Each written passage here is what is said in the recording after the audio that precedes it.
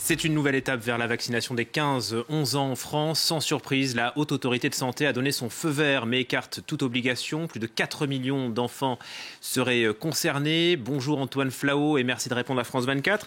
Vous êtes épidémiologiste, directeur de l'Institut de santé globale à la faculté de médecine de l'Université de Genève.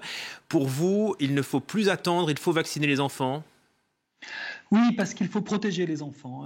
On s'est rendu compte avec le temps dans cette pandémie, on croyait que les enfants au départ étaient peu à risque. Le fait est qu'ils sont moins à risque de formes graves que les plus âgés, mais on a pu voir des enfants hospitalisés. En ce moment, la France d'ailleurs connaît un pic d'hospitalisation record d'enfants malheureusement atteints de formes sévères de Covid.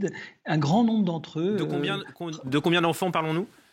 On a plusieurs séries. Les Allemands, par exemple, ont 1680 enfants qui ont été hospitalisés. 78% d'entre eux n'avaient aucune comorbidité. 5% sont allés en soins intensifs. 0,8% en sont décédés. Donc, si vous voulez, on a un afflux constant, malheureusement, d'enfants qui rentrent aujourd'hui avec des complications sévères. Ils n'ont pas forcément des comorbidités et eux doivent pouvoir bénéficier de la vaccination. Je ne parle pas des formes de long Covid aussi. Vous savez, ces Covid longs sont très handicapants, très invalidants. On ne les connaît pas très bien chez l'enfant. On peut faire un Covid long alors qu'on a fait un Covid très banal, pas du tout une forme sévère. Pour toutes ces raisons, il faut protéger aujourd'hui nos enfants, nos petits-enfants de ces formes, de ces risques, on va dire. Même s'ils sont rares, ils sont suffisamment fréquents pour être inacceptables quand on a la chance d'avoir un vaccin qui est très bien toléré. Il a été administré à plus de 5 millions d'enfants aux États-Unis déjà et dans le monde encore. Et puis, il est très efficace chez l'enfant. Et avec la menace de Omicron, je crois qu'on ne peut pas prendre le risque de ne pas vacciner les enfants. Ils sont aussi vecteurs de contamination. Est-ce qu'on en sait davantage sur ce point ? Alors oui, bien entendu, comme les enfants étaient le seul segment de la population européenne non vaccinée ces derniers mois, ils ont représenté un très grand nombre de contaminations qu'ils ramènent à la maison avec des contaminations éventuellement de leurs proches, éventuellement de leurs parents ou grands-parents plus âgés et plus à risque.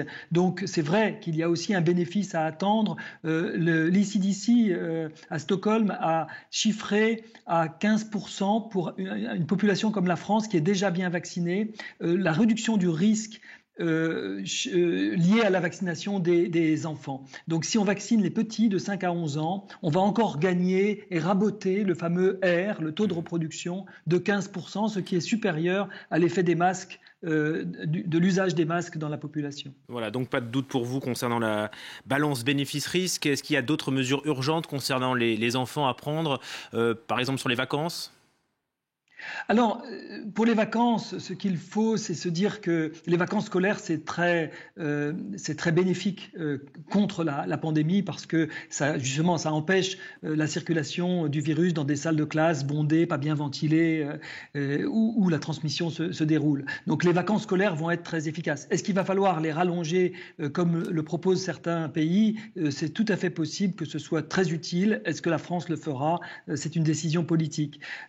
Dans les rassemblements familiaux, les enfants pourraient gagner à être testés juste avant les réunions de famille, surtout s'il y a des personnes âgées à risque qui bien sûr devront être vaccinées avant de voir leurs petits-enfants. Mais c'est vrai que le test, les autotests, tout simple que l'on peut faire chez soi, juste 1 heure ou 2 heures avant la réunion de famille, pourrait être très très utile et surtout ventiler, aérer les pièces, faire en sorte que vraiment le virus ne puisse avoir le moins de chances possible de se transmettre dans ces réunions de famille. Voilà, il y a beaucoup d'outils à notre disposition. Antoine Flahault, le gouvernement français semble tout miser sur le vaccin et notamment sur le booster, la 3e dose. Est-ce suffisant ? Est-ce tenable ?